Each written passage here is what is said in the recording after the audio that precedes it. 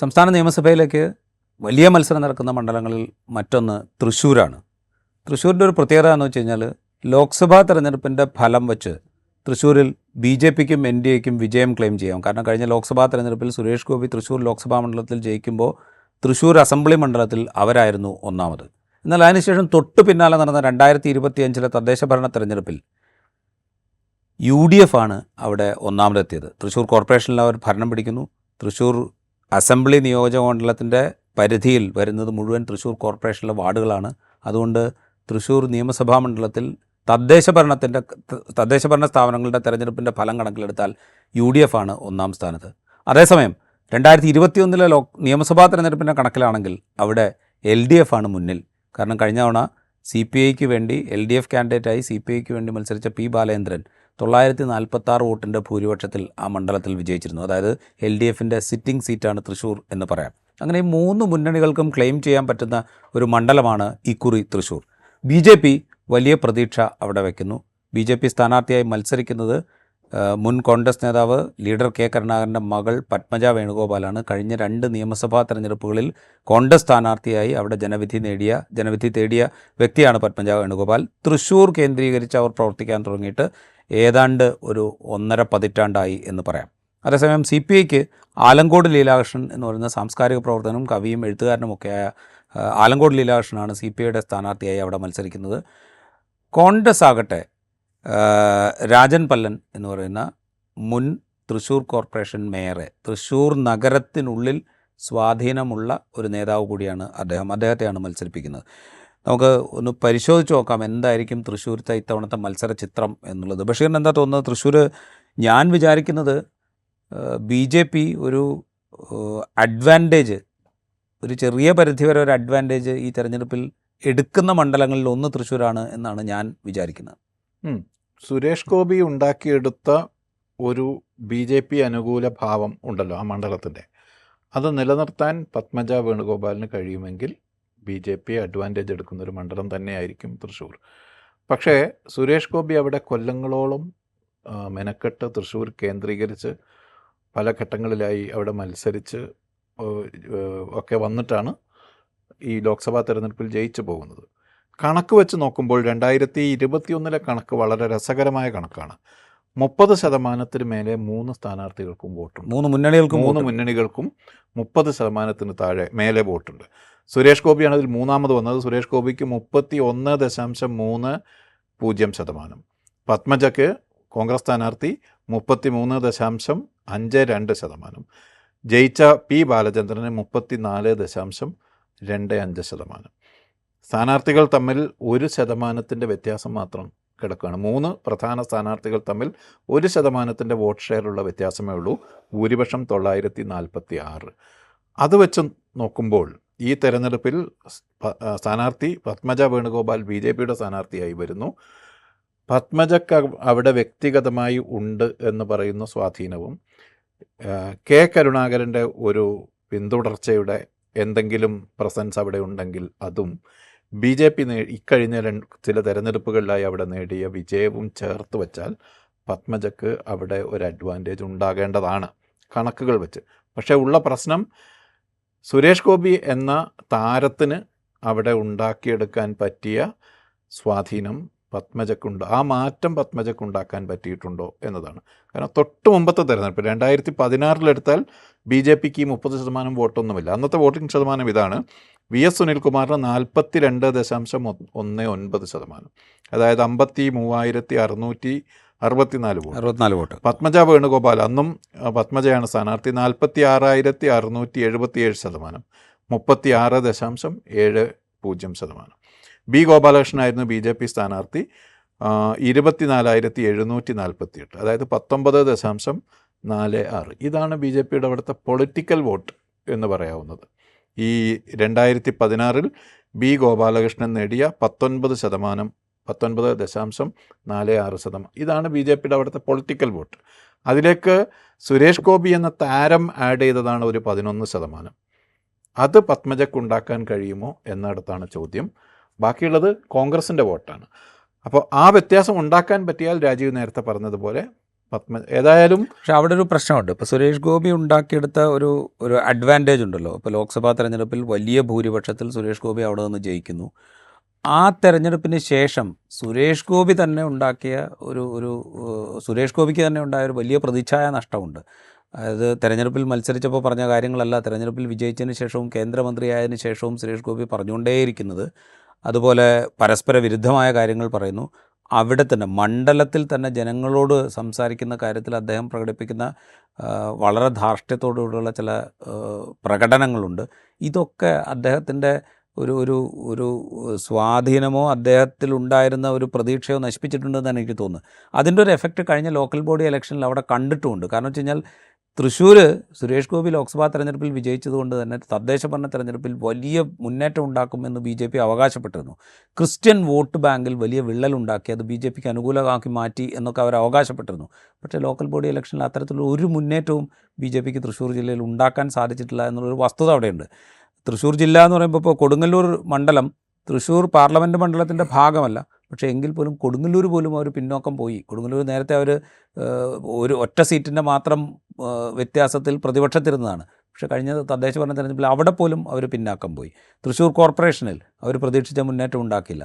അതിൻ്റെ തൊട്ടടുത്തുള്ള പഞ്ചായത്തുകളിലൊന്നും അവർക്ക് വലിയ മുന്നേറ്റം ഉണ്ടാക്കാൻ പറ്റില്ല. അപ്പോൾ സുരേഷ് ഗോപി എന്നുള്ള വ്യക്തി അദ്ദേഹത്തിൻ്റെ താരമൂല്യം കൊണ്ട് അദ്ദേഹത്തിൻ്റെ പ്രകടനപരത കൊണ്ട് അദ്ദേഹത്തിൻ്റെ ചില ഈ ചാരിറ്റി ആക്ടിവിറ്റീസ് കൊണ്ട് പിന്നെ ചില മതവിഭാഗങ്ങളെ പ്രീണിപ്പിക്കാൻ നടത്തിയ ശ്രമങ്ങൾ കൊണ്ടൊക്കെ സമാഹരിച്ച ഒരു വോട്ട് ബാങ്കിൽ അതൊരു സ്ഥിരതയുള്ള വോട്ട് ബാങ്ക് അല്ല എന്ന് കഴിഞ്ഞ ലോക്കൽ ബോഡി ഇലക്ഷനോടുകൂടെ വ്യക്തമായിട്ടുണ്ട്. അപ്പോൾ അതുകൊണ്ട് ആ എഡ്ജ് നമ്മളിവിടെ കണക്കാക്കേണ്ടതില്ല എന്നെനിക്ക് തോന്നുന്നു. അതിനപ്പുറം പത്മജ വേണുഗോപാലിന്റെ നേരത്തെ പറഞ്ഞ പാരമ്പര്യവും അവരുടെ തന്നെ തൃശ്ശൂരിലെ പ്രസൻസും വെച്ച് അതിനെ കോമ്പൻസേറ്റ് ചെയ്യാൻ പറ്റൂ.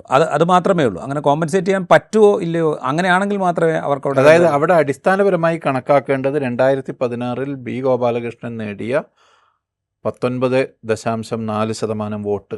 അതാണ് BJPയുടെ പരമാവധി വോട്ട് എന്നാണ് ഞാൻ വിശ്വസിക്കുന്നത്.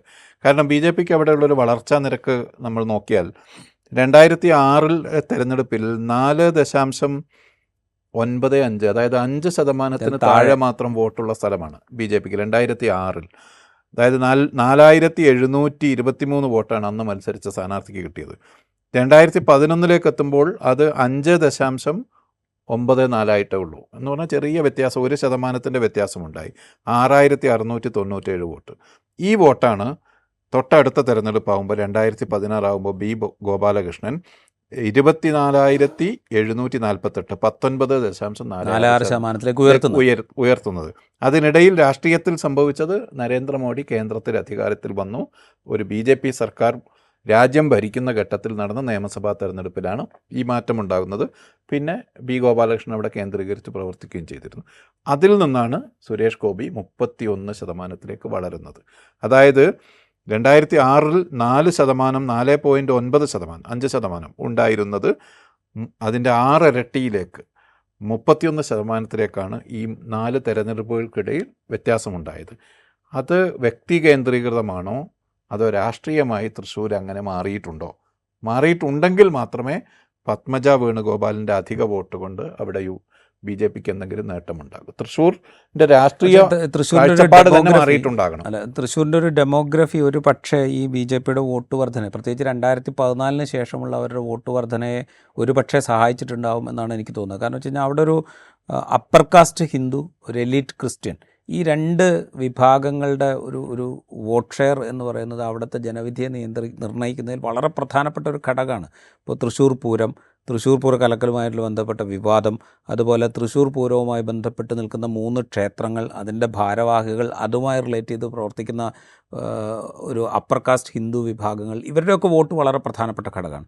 അതുപോലെ ക്രിസ്തീയ സഭയുമായി അല്ലെങ്കിൽ സഭാ നേതൃത്വവുമായി അടുത്ത് ബന്ധമുള്ള ഒരു വാണിജ്യ വ്യവസായ മേഖലയിൽ പ്രവർത്തിക്കുന്ന ഒരു എലീറ്റ് ക്രിസ്ത്യൻ കമ്മ്യൂണിറ്റി, ഈ കമ്മ്യൂണിറ്റിയുടെ വോട്ടും അവിടെ പ്രധാനപ്പെട്ട ഘടകമാണ്. ഈ 2 വോട്ടുകളായിരിക്കും സത്യം പറഞ്ഞാൽ BJP ഡയറക്റ്റായിട്ട് ലക്ഷ്യമിടുക.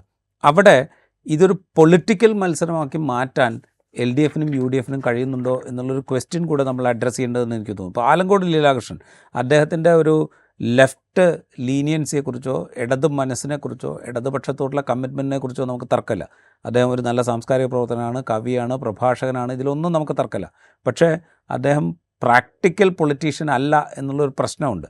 ഇപ്പോൾ വി.എസ്. സുനിൽകുമാറിനെ പോലെയോ അല്ലെങ്കിൽ കെ.പി. രാജേന്ദ്രനെ പോലെയോ അല്ലെങ്കിൽ CN ജയദേവനെ പോലെയോ ഒക്കെയുള്ള CPIയുടെ തൃശ്ശൂർ കേന്ദ്രീകരിച്ച് പ്രവർത്തിച്ചിരുന്ന മറ്റിതര നേതാക്കളെ പോലെ വളരെ അടുത്ത ജനബന്ധം തൃശ്ശൂരിലെ മണ്ണുമായിട്ടും തൃശ്ശൂരിലെ ജനങ്ങളുമായിട്ടും ഉള്ളൊരാളല്ല ആലങ്കോട് ലീലാകൃഷ്ണൻ. ഒരു പരിധിവരെ അദ്ദേഹം തൃശ്ശൂരിന് പുറത്തുനിന്ന് വന്ന് മത്സരിക്കുന്ന ഒരാളാണ്. ഇപ്പുറത്ത് രാജൻ പല്ലൻ എന്ന് പറയുന്നത് നേരത്തെ തൃശ്ശൂർ മേയറായിരുന്നു. അദ്ദേഹത്തിന് തൃശ്ശൂർ നഗരവുമായി അടുത്ത ബന്ധമുണ്ട്. പക്ഷേ അദ്ദേഹം ലക്ഷ്യമിടുന്നത് ഒരു പക്ഷേ അവിടുത്തെ ക്രിസ്തീയ വിഭാഗങ്ങളുടെ വോട്ടിനെ എന്താ പറയുക കോൺസെൻട്രേറ്റ് ചെയ്യാനുള്ള ഒരു ശ്രമമാണ് കോൺഗ്രസ് രാജൻ പല്ലൻ എന്നുള്ള കാൻഡിഡേറ്റിലൂടെ നിർത്തുന്നത്. അപ്പോൾ ഈ രണ്ട് കാൻഡിഡേറ്റ്സും ഈ രണ്ട് സ്ഥാനാർത്ഥികളുടെയും ഒരു സാന്നിധ്യം BJPക്ക് പ്രാക്ടിക്കൽ തെരഞ്ഞെടുപ്പ് മത്സരത്തിൽ ഒരു അനാവശ്യമായ ഒരു അഡ്വാൻറ്റേജ് വിസിബിളി വീക്കായ രണ്ട് സ്ഥാനാർത്ഥികളോടാണ് പത്മജ മത്സരിക്കുന്നത് എന്ന് വളരെ പ്രത്യക്ഷത്തിൽ അത് അങ്ങനെയാണ്. അതായത് ഇതിൽ UDF സ്ഥാനാർത്ഥിയുടെ കാര്യത്തിൽ അദ്ദേഹത്തിന് ഗ്രൗണ്ടിൽ ബന്ധങ്ങളുണ്ട്, കോർപ്പറേഷൻ തിരഞ്ഞെടുപ്പ് മുന്നിട്ട് നയിച്ചിട്ടുണ്ട് തുടങ്ങിയ കാര്യങ്ങളുണ്ടെങ്കിൽ പോലും ഒരു നിയമസഭാ തെരഞ്ഞെടുപ്പിൽ ഒരു സ്ഥാനാർത്ഥിക്കുണ്ടാവേണ്ട പ്രൊഫൈൽ എന്ന് പറയുന്ന ഒരു കാര്യം വെച്ച് നോക്കിയാൽ, പ്രത്യേകിച്ചും സുരേഷ് ഗോപി പോലെയുള്ള വ്യക്തി കേന്ദ്രീകൃതമായ വോട്ട് ഷിഫ്റ്റ് നടന്നിട്ടുള്ളൊരു മണ്ഡലമാണത്. വ്യക്തികളെ നോക്കി തന്നെ വോട്ട് ചെയ്തിട്ടു ഉള്ള ഒരു മണ്ഡലമാണ്. അത്തരമൊരു മണ്ഡലത്തിൽ വലിയ രാഷ്ട്രീയ പ്രൊഫൈൽ ഇല്ലാത്ത സ്ഥാനാർത്ഥികളെയാണ് LDFും UDFും നിർത്തിയത് എന്ന പ്രത്യേകതയുണ്ട്. അവിടെ അതുകൊണ്ട് തന്നെ പ്രചാരണത്തിൽ മുന്നിട്ട് നിൽക്കുന്നത് പത്മജ വേണുഗോപാലാണ്. ഇത് വോട്ടിനെ സ്വാധീനിച്ചിട്ടുണ്ടെങ്കിൽ, ഒരു ഹൈ പ്രൊഫൈൽ സ്ഥാനാർത്ഥികൾ ഇല്ല എന്ന പ്രശ്നം UDFനെയും LDFനെയും ബാധിച്ചിട്ടുണ്ടെങ്കിൽ അത് പത്മജക്ക് ഗുണകരമായി വന്നേക്കാം. ഏതായാലും ഒരു രാഷ്ട്രീയ BJP ഞങ്ങൾ പിടിച്ചെടുക്കും എന്ന് പറയുന്ന 5 മണ്ഡലങ്ങളിലൊന്നാണ് തൃശ്ശൂർ. ആ മണ്ഡലത്തിലും ഒരു രാഷ്ട്രീയ മത്സരം പുട്ടപ്പെയ്യുന്നതിൽ 2 മുന്നണികളും പരാജയപ്പെട്ടു എന്നതാണ്. രാഷ്ട്രീയമായി കമ്മിറ്റഡായ ആളുകളായിരിക്കാം ആലങ്കോടും ഒക്കെ, പക്ഷേ ഒരു രാഷ്ട്രീയ മത്സരം പുട്ടപ്പെയ്യുന്നതിൽ 2 മുന്നണികളും പരാജയപ്പെട്ടു. BJP ഏതെങ്കിലും രീതിയിൽ പത്മജയിലൂടെ ആ മണ്ഡലം പിടിക്കുന്നുണ്ടെങ്കിൽ ഇപ്പുറത്ത് 2 മുന്നണികളും കൈക്കൊണ്ട സ്ട്രാറ്റജിയുടെ കൂടി പരാജയമായിരിക്കും അത്. പക്ഷേ നമ്മൾ ഈ മണ്ഡലത്തിൻ്റെ ചരിത്രം നോക്കിക്കഴിഞ്ഞാൽ കോൺഗ്രസ്സിന് വലിയ മുൻതൂക്കം അതിൻ്റെ ഇലക്ട്രൽ ചരിത്രത്തിലുണ്ട്. ഇപ്പോൾ NDPയുടെ സ്ഥാനാർത്ഥിയായിട്ടാണ് ആദ്യം തേറമ്പിൽ രാമകൃഷ്ണൻ അവിടെ നിന്ന് മത്സരിച്ച് ജയിക്കുന്നത്. 1982 മറ്റോ ആണ്. അതിനുശേഷം പിന്നെ തേറമ്പിൽ രാമകൃഷ്ണൻ കോൺഗ്രസ്സിലേക്ക് വരികയും 1991 മുതൽ 2011 വരെ തുടർച്ചയായി തേറമ്പിൽ ജയിക്കുകയും ചെയ്തൊരു മണ്ഡലമാണ്. അതായത് കോൺഗ്രസ്സിന് അത്രയും വിജയങ്ങൾ അവിടുന്ന് കിട്ടിയിട്ടുണ്ട്. അതിനുശേഷമാണ് 2016 2021 ചില പ്രത്യേക സാഹചര്യങ്ങളിൽ CPIയുടെ സ്ഥാനാർത്ഥി അവിടെ നിന്ന് ജയിച്ചു വരുന്നത്. അതിൽ ആദ്യത്തെ തെരഞ്ഞെടുപ്പ് തേറമ്പിൽ മാറി പത്മജ അവിടെ കാൻഡിഡേറ്റ് ആവുന്നു, V.S. സുനിൽകുമാറിനെ പോലൊരാൾ മത്സരിക്കുന്നു. അതുകൊണ്ട് മാത്രം ഉണ്ടായൊരു എഡ്ജായിട്ടാണ് ഞാൻ അതിനെ മനസ്സിലാക്കുന്നത്. പിന്നീട് വരുമ്പോൾ പത്മജ വീണ്ടും മത്സരിക്കുന്നു, പക്ഷേ അവിടെ സുരേഷ് ഗോപി എന്ന് പറയുന്ന ഒരു താരത്തിൻ്റെ സാന്നിധ്യം വരുമ്പോൾ അവിടേക്ക് വോട്ട് ഒഴുകി പോകുമ്പോൾ ഒരു ചെറിയ മാർജിനിൽ CPI ജയിച്ചു വരുന്നു. അത് മൈനസ് ഇത് മാറ്റി നിർത്തി കഴിഞ്ഞ് കഴിഞ്ഞാൽ കോൺഗ്രസ്സിന് വലിയ അടിത്തറയുള്ള മണ്ണാണത്. കോൺഗ്രസ്സിന് വലിയ സ്വാധീനമുള്ള മണ്ണാണ്. തേറമ്പിൽ ഘട്ടത്തിന് ശേഷം കോൺഗ്രസ് ഭയങ്കരമായി കൺസോളിഡേറ്റ് ചെയ്തൊരു മണ്ഡലം. അതിനു മുമ്പ് അവിടെ 2-3 തവണ CPIM ജയിച്ചിട്ടുണ്ട്. മുണ്ടശ്ശേരി അവിടെ ഇടത് സ്വതന്ത്രനായി നിന്ന് വിജയിച്ചിട്ടുണ്ട്. അങ്ങനെ ചരിത്രം കൂടിയുണ്ട്. പക്ഷേ ഈ തേറമ്പിൽ മത്സരിക്കാൻ തുടങ്ങിയതിന് ശേഷം അദ്ദേഹം വലിയ തോതിൽ അവിടെ സ്വാധീനം ഉറപ്പിച്ചിട്ടുണ്ട്. ഈ തെരഞ്ഞെടുപ്പിൻ്റെ മറ്റൊരു പ്രത്യേകത, മത്സരിക്കുന്നത് തേറമ്പിലല്ല എന്നേ ഉള്ളൂ, സ്ട്രാറ്റജി ഉണ്ടാക്കുന്നത് ഇത്തവണയും തേറമ്പിൽ രാമകൃഷ്ണൻ തന്നെയാണ് എന്നാണ് ഞാൻ മനസ്സിലാക്കുന്നത്. അദ്ദേഹത്തിന് അക്കാര്യത്തിലൊരു പ്രാവീണ്യമുണ്ട് എന്നാണ് പ്രാദേശികമായി നിൽക്കുന്ന ആളുകൾ പറയുന്നത്.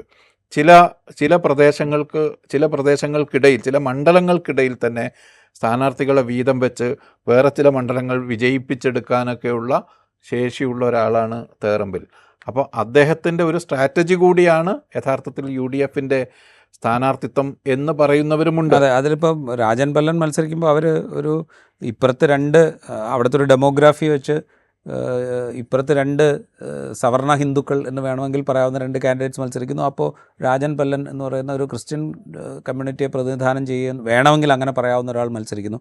അതിനോടൊപ്പം ഈ തേറമ്പിലിൻ്റെ ഒരു സ്വാധീനം വെച്ചുകൊണ്ട് ഈ അപ്പർ കാസ്റ്റ് ഹിന്ദു വോട്ടിൽ നിന്ന് കിട്ടാവുന്ന വോട്ടുകൾ കോൺഗ്രസിലേക്ക് എത്തിക്കുക എന്നൊരു സ്ട്രാറ്റജി കൂടെ ഉണ്ടാവും. ഇപ്പോൾ ഈ പറയുന്ന ഈ പൂരം ദേവസ്വങ്ങളൊക്കെ ബന്ധപ്പെട്ട് തേറമ്പിൽ രാമകൃഷ്ണനുള്ള ബന്ധം, വ്യക്തിപരമായ ബന്ധങ്ങൾ, അതൊക്കെ ഉപയോഗപ്പെടുത്തിക്കൊണ്ട് ഒരുപക്ഷെ കോൺഗ്രസ് അവിടെ നിന്ന് ഒരു അവർക്ക് സാമ്പ്രദായികമായി കിട്ടിക്കൊണ്ടിരിക്കുന്ന വോട്ട് കൃത്യമായിട്ട് ഇങ്ങോട്ട് എത്തിക്കാൻ പറ്റും എന്ന് അവർ പ്രതീക്ഷിക്കുന്നു. UDF വിജയിക്കുന്നുണ്ടെങ്കിൽ അത് ആ സ്ട്രാറ്റജിയുടെ വിജയമായേ കാണാൻ കഴിയൂ. റൈറ്റ്. അതിനപ്പുറത്ത് ഒരു കാൻഡിഡേച്ചർ വെച്ച് നോക്കുകയാണെങ്കിൽ സത്യം പറഞ്ഞു കഴിഞ്ഞാൽ തൃശ്ശൂർ ഒരു പൊട്ടൻഷ്യൽ പൊളിറ്റിക്കൽ കോൺടെസ്റ്റാണ് നടക്കുന്നത് എന്ന ബോധ്യത്തോടുകൂടെ സ്ഥാനാർത്ഥികളെ നിർത്താൻ സത്യം പറഞ്ഞാൽ LDFനും UDFനും ഇത്തവണ അവിടെ സാധിച്ചിട്ടില്ല എന്ന് വേണമെങ്കിൽ ഒരു വിലയിരുത്തലിലേക്ക് നമ്മൾ എത്തേണ്ടി വരും. അതുകൊണ്ടാണ് ഒരു അൺഡ്യൂ അഡ്വാൻറ്റേജ് ഈ പത്മജ വേണുഗോപാലിന് ഈ തെരഞ്ഞെടുപ്പിലുണ്ടോ എന്ന സംശയം പോലും ഉയരുന്നത്. പക്ഷേ അതിൻ്റെ BJPയുടെ ഒരു വോട്ട് ശതമാനത്തിൻ്റെ വളർച്ച നോക്കിക്കഴിഞ്ഞ് കഴിഞ്ഞാൽ അവർക്ക് അവരുടെ ഒരു കോർ വോട്ട് ബാങ്ക് എന്ന് പറയുന്നത് ബഷീർ നേരത്തെ സൂചിപ്പിച്ച പോലെ ഒരു 19.46 മുതൽ ഒരു 22% വരെ ആ ഗ്യാപ്പിൽ മാത്രമേ ഉള്ളൂ. പഞ്ചായത്ത് തെരഞ്ഞെടുപ്പിലും പ്രതിഫലിച്ചു, അത്രേ പ്രതിഫലിച്ചിട്ടുള്ളൂ. അതിലപ്പുറത്തേക്കുള്ളൊരു വോട്ട് ബാങ്കൊന്നും അവർക്ക് അവിടെ ഉണ്ടാക്കാൻ സാധിച്ചിട്ടില്ല. അതിനപ്പുറത്തേക്കുണ്ടായത് സുരേഷ് ഗോപി എന്ന് പറയുന്ന ഒരു താരത്തിൻ്റെ സാന്നിധ്യവും അവരുണ്ടാക്കിയെടുത്തൊരു വലിയ ഓളവും പിന്നെ ഈ മറ്റ് മണ്ഡലങ്ങളിൽ നിന്നൊക്കെ വോട്ട് ചേർത്തിരുന്നു എന്നൊക്കെയുള്ള ആക്ഷേപങ്ങളുണ്ടല്ലോ, അതിൻ്റെയൊക്കെ എഫക്റ്റ് ഒരുപക്ഷെ സുരേഷ് ഗോപിക്ക് കിട്ടിയിട്ടുണ്ടാകും. അതൊന്നും ഈ SIR കഴിഞ്ഞിട്ടുള്ള പശ്ചാത്തലത്തിൽ ഒരുപക്ഷെ BJPക്ക് കിട്ടിക്കൊള്ളണമെന്നില്ല. അപ്പോൾ അതുകൊണ്ട് കാൻഡിഡേറ്റ് എന്നുള്ള നിലയിൽ 3 കാൻഡിഡേറ്റുകളെ ഇങ്ങനെ നമ്മൾ നിരത്തി നിർത്തി കഴിഞ്ഞ് കഴിഞ്ഞാൽ ഒരു പൊളിറ്റിക്കൽ ഫൈറ്റിനുള്ള അവസരം LDFും UDFും ഇല്ലാതാക്കിയോ എന്നുള്ള സംശയം തൃശ്ശൂരിനെ സംബന്ധിച്ച് ഒരുപക്ഷെ പ്രാദേശികമായ വോട്ടിംഗ് പാറ്റേൺ കണക്കിലെടുത്തുള്ള സ്ട്രാറ്റജി ആയിരിക്കാം അവിടെ കാര്യങ്ങൾ തീരുമാനിക്കുന്നത്. നമുക്കത് പുറത്തുനിന്ന് അതങ്ങനെ പറയാൻ കഴിയില്ല. ആ മണ്ഡലത്തിലേക്ക് മാത്രം സ്പെസിഫിക് ആയ ചില സാഹചര്യങ്ങൾ ഉണ്ടാകാം. അതായിരിക്കും UDF അവിടെ വിജയിക്കുന്നുണ്ടെങ്കിൽ ആ ഒരൊറ്റ കാരണം കൊണ്ടേ വിജയിക്കൂ എന്നാണ് എൻ്റെ കണക്കുകൂട്ടൽ. റൈറ്റ്. എന്തായാലും പക്ഷേ ഇപ്പോൾ VS സുനിൽകുമാറോ അല്ലെങ്കിൽ P ബാലേന്ദ്രൻ പോലും അദ്ദേഹത്തെ സ്ഥാനാർത്ഥിത്വത്തിൽ നിന്ന് മാറ്റാൻ CPI തീരുമാനിക്കുന്ന അദ്ദേഹം അവിടെ മത്സരിച്ചാൽ വിജയിക്കാൻ സാധ്യതയില്ല എന്നുള്ളത് കൊണ്ടാണ്. VS സുനിൽകുമാറിനെ പോലെ ഒരു കാൻഡിഡേറ്റ് ആയിരുന്നെങ്കിൽ ഉണ്ടാകാമായിരുന്നൊരു മത്സരം ഇത്തവണ പക്ഷേ അവിടെ LDFന് അതെന്തുകൊണ്ട് CPI ഉണ്ടാക്കിയില്ല എന്നത് ഇപ്പോഴും ദുരൂഹമാണ് യഥാർത്ഥത്തിൽ. റൈറ്റ്. എന്തായാലും തൃശ്ശൂർ കൗതുകമുള്ള വലിയ രാഷ്ട്രീയ മത്സരം നമ്മളുടെ മുമ്പിലേക്ക് ഈ തെരഞ്ഞെടുപ്പിൽ വയ്ക്കുന്നുണ്ട്. പ്രധാനമന്ത്രി നരേന്ദ്രമോദിയെ പോലെയുള്ളവർ പ്രചാരണത്തിനെത്തുന്ന മണ്ഡലമായി തൃശ്ശൂരിനെ BJP കണക്കാക്കുന്നുമുണ്ട്. ആ നിലയ്ക്കുള്ള രാഷ്ട്രീയ പ്രാധാന്യം തൃശ്ശൂരുണ്ടാവും. തൃശ്ശൂർ ജയിക്കുന്ന മുന്നണി സംസ്ഥാനം ഭരിക്കും എന്ന ഒരു ചൊല്ലും അവിടെ വേറെ നിൽക്കുന്നുണ്ട്. അതുകൊണ്ട് കാത്തിരുന്ന് കാണാം. ജയിച്ചാൽ സംഭവിക്കില്ല. അത് തന്നെ, അങ്ങനെ ഒരു കൗതുകം കൂടി ഉണ്ട്. എന്തായാലും നമുക്ക് കാത്തിരുന്ന് കാണാം തൃശ്ശൂരത്തെ ജനങ്ങൾ എന്തായിരിക്കും വിധിക്കുക എന്ന് നമുക്ക് കാത്തിരുന്ന് കാണാം. ഈ എപ്പിസോഡ് ഇവിടെ പൂർത്തിയാവുന്നു. മറ്റു എപ്പിസോഡുമായി വീണ്ടും കാണാം.